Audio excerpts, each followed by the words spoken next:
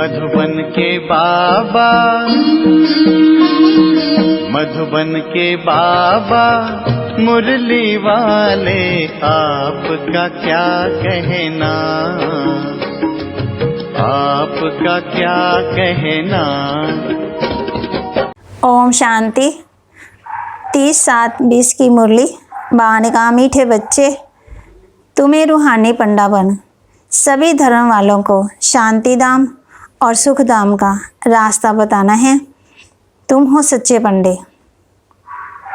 तुम्हें रूहानी पंडा बन सभी धर्म वालों को शांति धाम और सुख धाम का रास्ता बताना है। तुम हो सच्चे पंडे। प्रश्न, बाप की याद से किन बच्चों को पूरा बल प्राप्त होता है? याद की बाप की याद से किन बच्चों को पूरा बल प्राप्त होता है? जो याद के बल साथ साथ बाप से पूरा ऑनेस्ट रहते, कुछ भी छिपाते नहीं है, सच्चे बाप के साथ सच्चे रहते हैं। किन को मिलता? जो याद के साथ साथ बाप से पूरा ऑनेस्ट रहते हैं, उनको बाबा का क्या मिलता है? बल मिलता है। कुछ भी छिपाते नहीं है, ईमानदारी है, सच्चे बाप के साथ सच्चे रहते हैं, कोई पाप नहीं करते हैं। उन्हें ही याद से बल प्राप्त होता। कई बच्चे भूले करते रहते हैं, फिर कहते हैं क्षमा करो। बाबा कहते क्षमा होती नहीं है। हर एक धर्म का कर्म का हिसाब किताब है ना। बाबा कहते मैंने कर्मों की गुह गति बता दी नहीं कि कर्म तो हर युग में करते हैं, लेकिन कौन से कर्म हमारे विकर्म बन जाते हैं, कौन से कर्म हमारे सुकर्म बन जाते हैं, कौन से कर्म हमारे अकर्म बन जाते हैं। गीत बताया बाबा ने, हमारे तीर्थ न्यारे हैं, हम धरती के सितारे हैं। ओम शांति। बच्चों ने ये गीत सुना। बच्चों के नॉलेज की पॉइंट देखने के लिए कैसे अर्थ करते हैं, तो ऐसे से गीत निकाल कर एक एक से अर्थ कराना चाहिए, क्योंकि इन गीतों को भी करेक्ट किया जाता है ना। बाबा ने समझाया है, कई ऐसे अच्छे गीत हैं जो कभी कोई फिक्रात में बैठा हो तो ये गीत खुशी में लाने वाले बहुत मदद करते हैं। मानो कभी मन उदास होता है तो आप खुशी वाले गीत सुनो, बाबा के गीत सुनो, तो उसमें आपका मन खुश हो जाएगा। बहुत मदद करते हैं ना खुशी में लाने के लिए। ये बहुत काम की चीज़ है। गीत सुनने से झट से मृत्यु आ जाएगी। तुम बच्चे जानते हो बरोबर हम इस धरती के लकी स्टार्स हैं। हमारे ये तीर्थ भक्ति मार्ग वालों से बिल्कुल न्यारे हैं। तुम हो पांडव सेना। उन तीर्थों पर होती है पांडवों की सेना, पंडों की सेना। हर एक ग्रुप का अलग अलग पंडा होता है जो ले जाते हैं माना तीर्थों पर। उनके पास चपोड़े भी होते हैं, पूछते हैं किस कुल के हो। हर एक अपने कुल वालों का ही लेंगे ना। कितने पंडे लेकर जाते हैं? तुम हो रूहानी पंडे। बाबा कहते वो जिस्मानी पंडे हैं और तुम हो रूहानी पंडे। तुम्हारा नाम ही है पांडव सेना। पांडवों की राजधानी नहीं है। पांडव पंडे को कहा जाता। बाप भी बेहद का पंडा है। गाइड को पंडा कहेंगे ना। पंडे ले जाते हैं तीर्थों पर। पुजारी लोग जानते हैं कि ये पंडों यात्रियों को ले आए हैं। ज्ञान मार्ग में भी तुम पंडे बनते हो, इसमें कहाँ ले जाने की बात ही नहीं है। घर बैठे बैठे भी तुम किसी को रास्ता बताते हो, फिर जिसको बताते हो वह पंडा बन जाते हैं। एक दो को रास्ता बताना है मन मना भव। तुम्हारे में भी बहुत होंगे जिन्होंने तीर्थ किए होंगे, बुद्धि में आता होगा बद्रीनाथ अमरनाथ कैसे जाना होता है। पंडे लोग भी कहते हैं तुम हो रूहानी पंडे। ये तुम भूलो मत कि हम पुरुषोत्तम संगम युगी हैं। तुम बच्चों को एक ही बात बुद्धि में है कि हम मुक्ति जीवन मुक्ति के पंडे हैं। ऐसे नहीं कि स्वर्ग कोई अलग है, पंडे हैं मुक्ति के अलग हैं। तुमको ये निश्चय है। किस बात का? बाबा कहते तुमको ये निश्चय है हम मुक्ति धाम में जाकर के फिर नई दुनिया में आएंगे।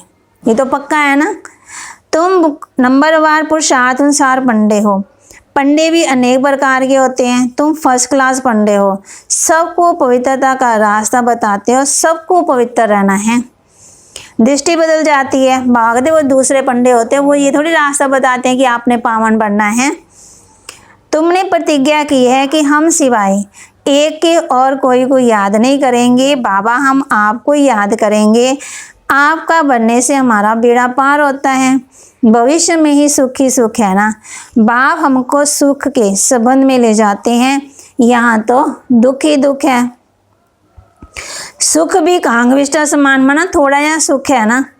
तुम पढ़ते ही हो नई दुनिया के लिए, तुम जानते हो मुक्ति धाम जा कर के फिर यहाँ आएंगे, घर में तो जरूर जाएंगे। ये यात्रा है याद के बल की। शांति धाम को ही याद करना होता है, बाप को भी याद करना होता है। बाप के साथ ऑनेस्ट भी होना चाहिए। बाप कहते हैं ऐसे नहीं कि मैं तुम्हारे अंदर को जानता हूँ, नहीं, तुम जो एक्ट करते हो उस पर बाबा समझाते हैं, पुरुषार्थ कराते हैं। बाकी तुम कोई अवज्ञा अथवा पाप करते हो तो यहाँ पूछा जाता है, कोई पाप तो नहीं किया है। बाबा ने समझाया है, आंखें बड़ा धोखा देती है।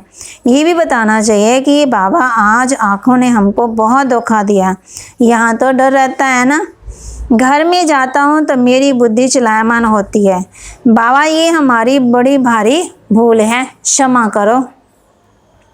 बाबा कहते हैं क्षमा भी इसमें बात ही नहीं है। ये तो दुनिया में मनुष्य करते हैं, कोई ने चमाट मारी, अच्छा माफ़ी मांगी, काम खलास। ऐसे माफ़ी मांगने में देरी थोड़ी लगती है।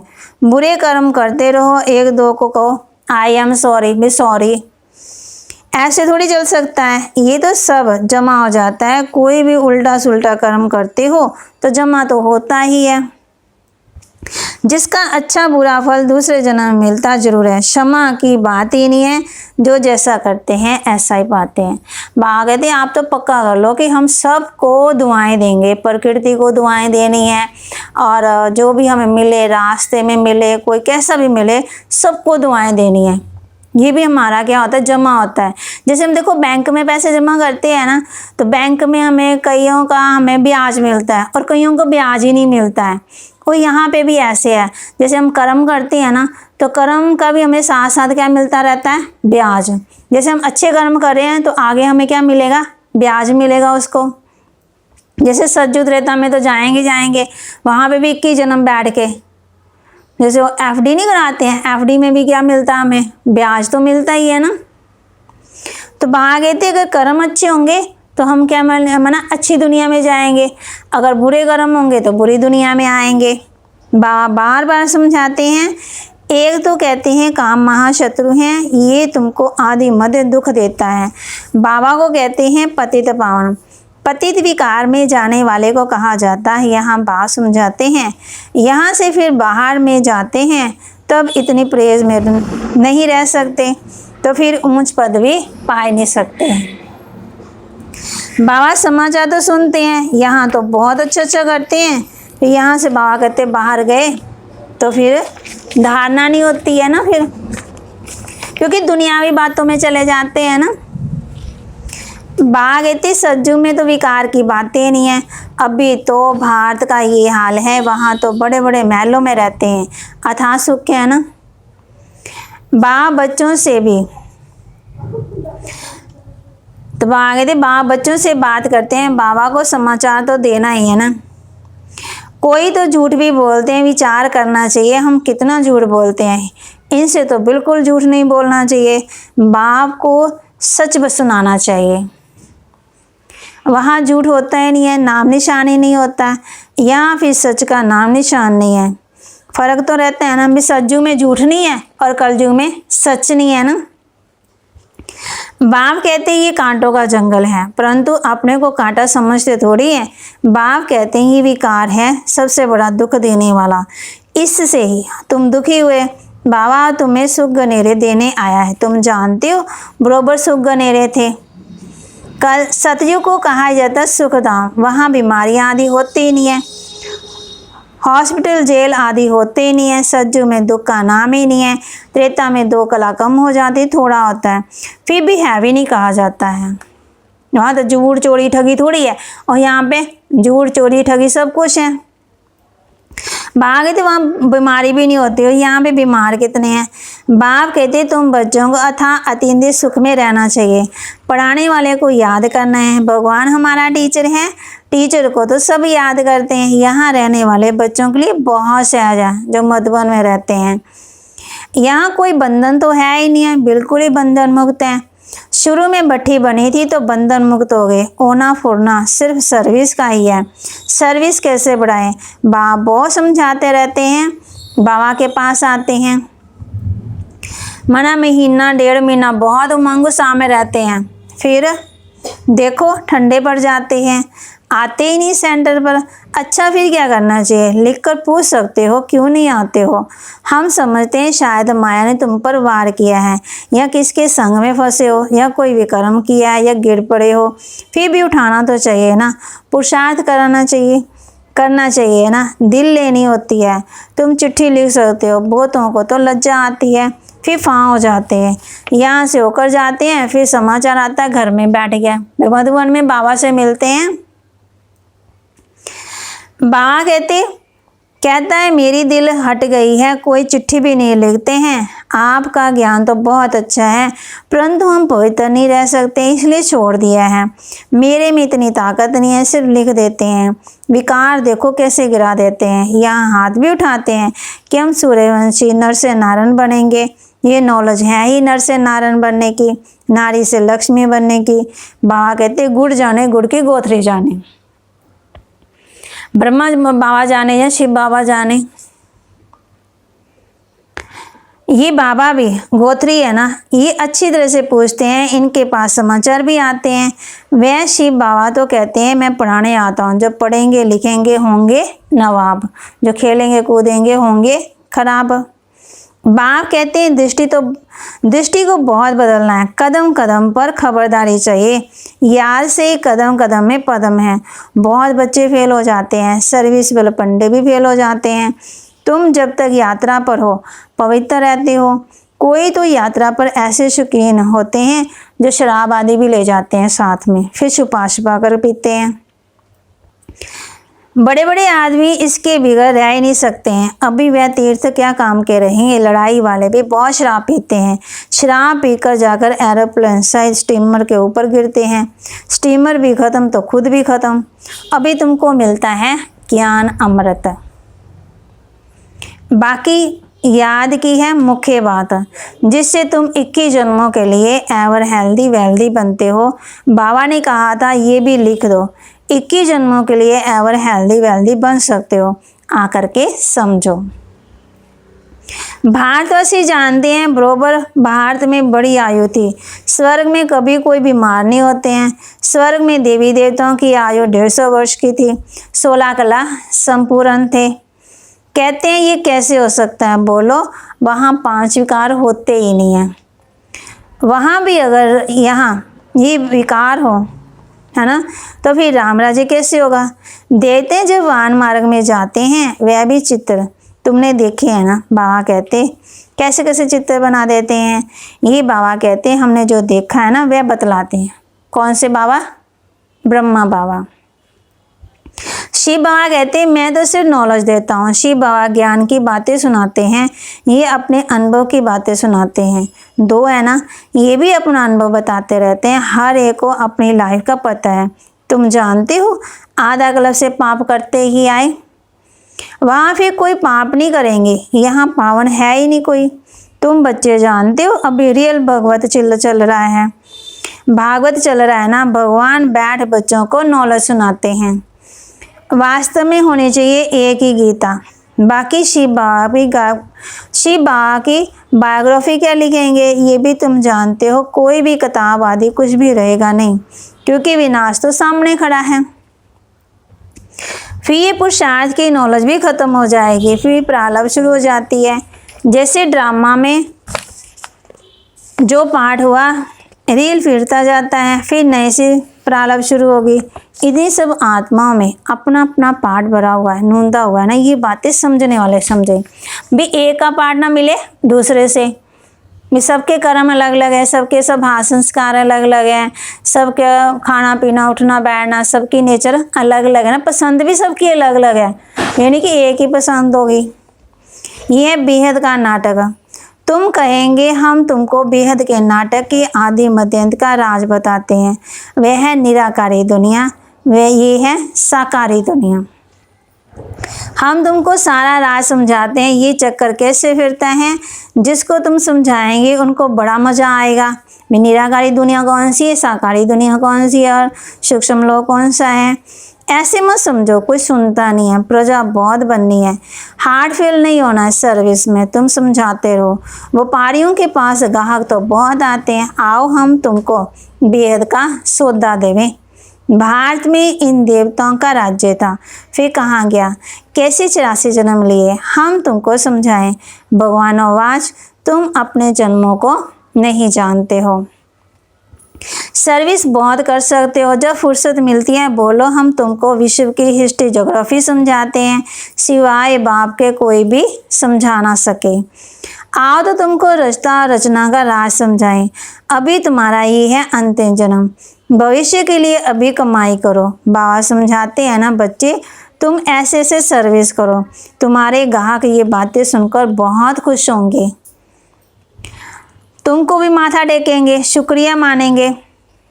व्यापारी लोग और भी जास्ती सर्विस कर सकते हैं। व्यापारी लोग धर्माओं भी निकालते हैं, तुम हो बड़े धर्मात्मा बनते हो। बाप आकर के तुम्हारी झोली भर देते हैं अविनाशी ज्ञान रत्नों से। अनेक प्रकार की राय बाबा देते रहते हैं, ऐसे ऐसे करो, पैगाम देते रहो, थको मत, बहुतों का कल्याण करने लग जाओ, ठंडे मत बनो। अपनी दृष्टि भी ठीक रखो, क्रोध भी नहीं करना है, युक्ति से चलना है। बाबा अनेक प्रकार की युक्तियाँ समझाते रहते हैं। दुकानदारों के लिए तो बहुत सहज है, वह भी सौदा और ये भी सौदा, कहेंगे ये तो बहुत अच्छा सौदा है। जट ग्राहक जम जाएंगे, कहेंगे ऐसा सौदा देने वाले महापुरुष को तो बहुत मदद करनी चाहिए। बोलो ये तुम्हारा अंतिम जन्म है, तुम फिर मनुष्य देवता बन सकते हो, जो जितना करेंगे उतना पाएंगे। अपनी जांच करो, हमारी दृष्टि ने बुरा काम तो नहीं किया है। इसकी तरफ रग तो नहीं गई है, लज्जा आएगी तो छोड़ देंगे। विश्व का मालिक बनना कम बात है क्या। जितना पुराना भक्त होगा वह बहुत खुश होगा, थोड़ी भक्ति की होगी तो वो कम खुश होगा। ये भी हिसाब है ना समझने का। बुद्धि कहती है अब हम आएंगे घर, फिर नई दुनिया में नया कपड़ा पहनकर पाठ बजाएंगे, ये शरीर छोड़ेंगे। जब शरीर छोड़ेंगे फिर दूसरे घर में जन्म लेंगे, फिर हमारे वहाँ पे सोने के महल होंगे, बर्तन भी कैसे होंगे, सोने के ही है ना। शरीर छोड़ेंगे और golden spoon in the mouth होगा, है ना। अच्छा मीठे मीठे सिकलदे बच्चों प्रति माता पिता बाप दादा का याद प्यार और गुड मॉर्निंग। रूहानी बाप की रूहानी बच्चों को नमस्ते। रूहानी बच्चों की रूहानी बाप दादा को दिलवा जान शिकवा प्रेम से नमस्ते। ओम शांति। फिर धारणा के लिए मुख्य सार, दृष्टि से कोई भी बुरा काम नहीं करना है। क्या नहीं करना है? दृष्टि से कोई भी बुरा काम नहीं करना है। अपनी दृष्टि को पहले बदलना है। कदम कदम पर सावधानी रखते हुए पद्मों की कमाई जमा करनी है। कदम कदम पर क्या करना है हमने? पद्मों की कमाई जमा करनी। बागते जो भी रास्ते में मिले उनको दुआएं देते चलो देते चलो देते चलो देते चलो, तो फिर क्या हो जाएगी? कमाई जमा हो जाएगी ना, मतलब बैंक में जमा हो जाएगा हमारे। जब भी फुर्सत मिलती है तो बेहद का सौदा करना है। बेहद का सौदा कौन सा है? एक होता है हद का, एक होता है बेहद का। सारे विश्व के लिए अच्छा सोचना। सर्विस में दिलकश नहीं होना है, सबको बाप का पैगाम देना, थकना नहीं है। भी कोई सुनता नहीं, कोई आता नहीं, कोई देखता नहीं, कोई बनता नहीं है, तब आगे थकना नहीं है। वरदान दिया बाबा ने, स्नेह की गोद में आंतरिक सुख व सर्व प्राप्तियों का अनुभव करने वाले यथार्थ पुरुषार्थी भव। स्नेह की गोद में आंतरिक सुख व सर्व शक्तियों का अनुभव करने वाले यथार्थ पुरुषार्थी भव। जो यथार्थ पुरुषार्थी हैं वे कभी मेहनत व थकावट का अनुभव नहीं करते हैं, सदा मोहब्बत में मस्त रहते हैं। वे संकल्प में से भी सरेंडर होने के कारण अनुभव करते हैं कि हमें बाप दादा चला रहे हैं, मेहनत के पाँव से नहीं लेकिन स्नेह की गोदी में चल रहे हैं। स्नेह की गोद में सर्व प्राप्तियों की अनुभूति होने के कारण वे चलते नहीं, लेकिन सदा खुशी में, आंतरिक सुख से सुख में, सर्व प्राप्तियों के अनुभव में उड़ते रहते हैं। कौन? जो स्नेह की गोद में रहते हैं। स्लोगन है, निश्चित रूपी फाउंडेशन पक्का है तो श्रेष्ठ जीवन का अनुभव स्वतः ही होता है। निश्चित रूपी फाउंडेशन पक्का है तो श्रेष्ठ जीवन का अनुभव स्वतः ही होता है। निश्चय हमेशा क्या होना चाहिए? हमारा पक्का होना चाहिए, डामाडोल नहीं होना चाहिए, है ना। जैसे एक मकान बनाते हैं ना, तो मकान की अगर नींव मजबूत नहीं है, अगर कच्ची है तो डर ही लगा रहता है। अगर आपने नींव पक्की कर ली है ना, तो आप चाहे आप उसमें 20 मंजिल बना लो, लेकिन आप मन क्या है आपका मजबूत है ना। अगर आपने पिल्लर भी डाले हैं, सरिये भी डाला है, सब कुछ डाला है, तो आपको पता है। इसी तरह बाबा कहते हैं, अगर निश्चय रूपी, निश्चय माना कि बाप मेरे साथ है ना, ड्रामा पर निश्चय, बाप पर निश्चय और खुद पर निश्चय, तो फिर कभी भी कोई भी बात होती है तो फिर डावाडोल नहीं हो सकते, है ना। निश्चय रूपी फाउंडेशन पक्का है तो श्रेष्ठ जीवन का अनुभव स्वतः ही होता रहेगा। ओम शांति, ओम शांति। दिल से कहो मेरा बाबा,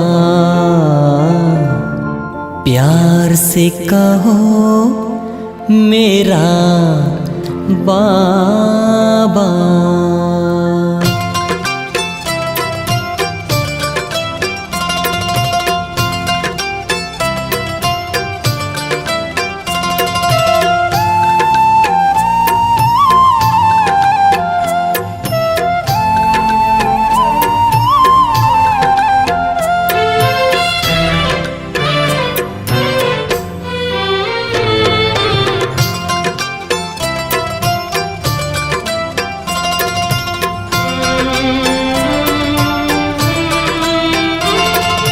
दिल से कहो मेरा बाबा, प्यार से कहो मेरा बाबा।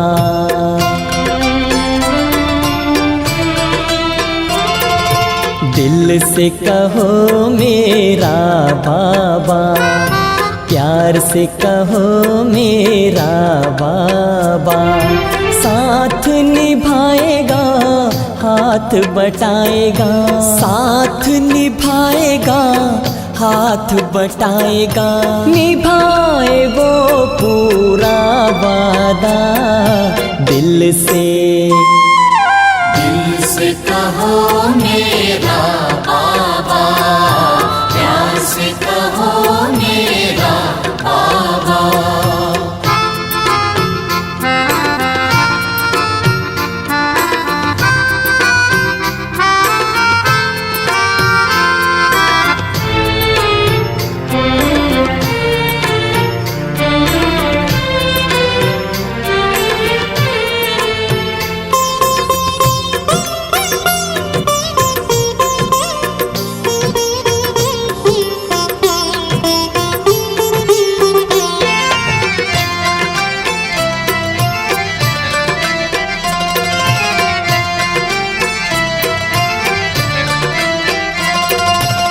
सारे झमेले मिट जाएंगे, पल में बखेरे टल जाएंगे।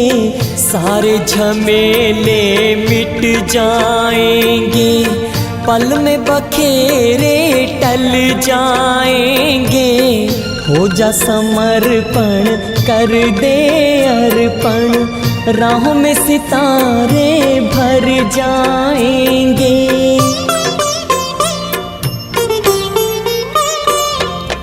उससे रहो सीधा सादा, उससे रहो सीधा सादा। दिल से कहो मेरा बाबा, प्यार से कहो मेरा बाबा। साथ निभाएगा, हाथ बटाएगा, साथ निभाएगा, हाथ हाथ बटाएगा, निभाए वो पूरा वादा दिल से। दिल से कहो मेरा बाबा, प्यार से कहो मेरा बाबा।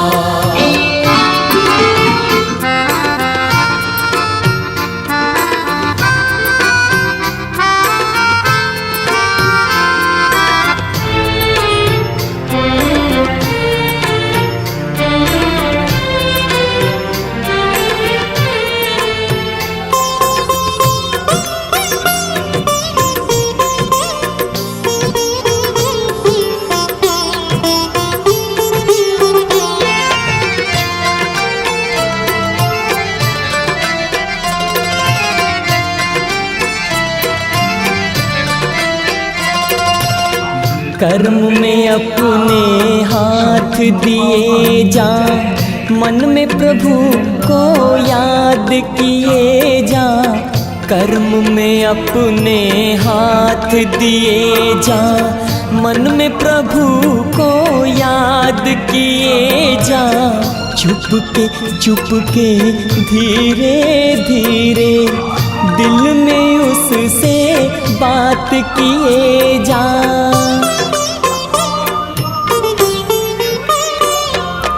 मुख से कहो ना कुछ ज्यादा, मुख से कहो ना कुछ ज्यादा।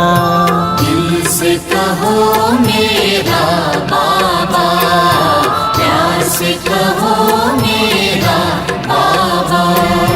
साथ निभाएगा, हाथ बटाएगा, साथ निभाएगा, हाथ बटाएगा, निभाए वो पूरा वादा दिल से। दिल से कहो मेरा बाबा, प्यार से कहो मेरा बाबा।